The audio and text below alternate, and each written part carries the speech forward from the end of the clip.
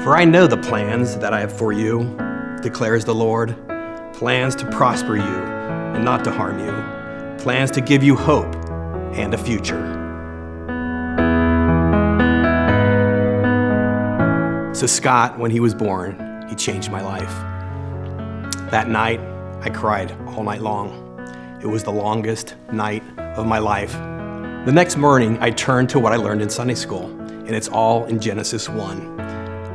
I knew that God created Scott in his image. I also knew that everything that God makes is good, and so everything has to be good. However, it's easier said than done. I was at P&G for almost 20 years and planned to stay there, so I knew that I wanted to leave and be the one who raised him. I like to say that all those years at Procter just developed the skills I needed to help Scott to kind of translate negotiating contracts to advocacy and removing barriers and finding solutions for him. So fast forward 25 years, and I would never have thought that I'd be starting a nonprofit called the Genesis at Work Foundation, meaningful work for God's children with special needs. I attended a seminar when he was very young, and the keynote speaker made a point about the importance of socialization and what happens after school if there's nothing to go to. It's isolation, it's depression that results from that isolation. And I knew at that point I never wanted that to happen. And so I was always looking for ways to encourage him to be with people and bonding. 80% of the adults with special needs are not employed. That's really the reason for this organization. If people with special needs are not going out into the workforce and not going out and meeting other people, that's something that other people are getting deprived of. And so I love that Scott is out there and getting to know all these people and having this impact on other people's lives, and that's truly what's inspiring to myself and to my parents.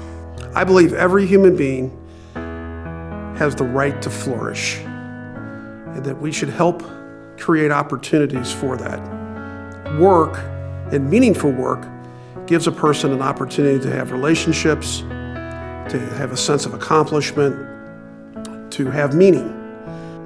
Unfortunately, there's bias, and unfortunately, there's companies that might not understand the impact that someone with special needs could make in their organization, and having someone to speak for those individuals and kind of exhibit that and put that example out there, I think is extremely important to get that message across of how impactful it can be. I think with Scott working for the company and doing meaningful work, it showed him that he doesn't just have to be a sit-at-home guy or go to school and go home. I think it opened the world up to him, and he realized that he could pretty much do anything he wanted to do.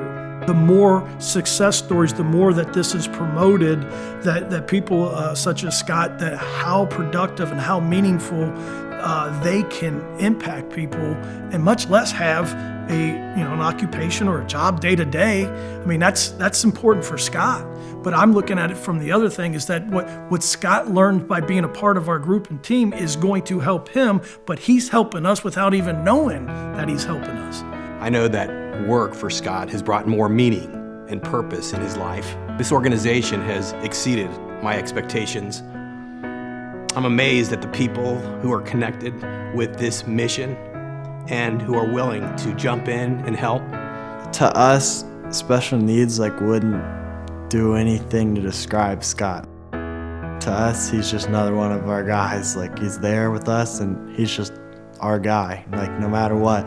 And we just love having him there. He's to us, he's just like every other one of us. It's very rewarding to know that he's happy, he's fulfilled, and that he's fulfilling God's purpose for him, which is touching other lives and making the world better one new friend at a time.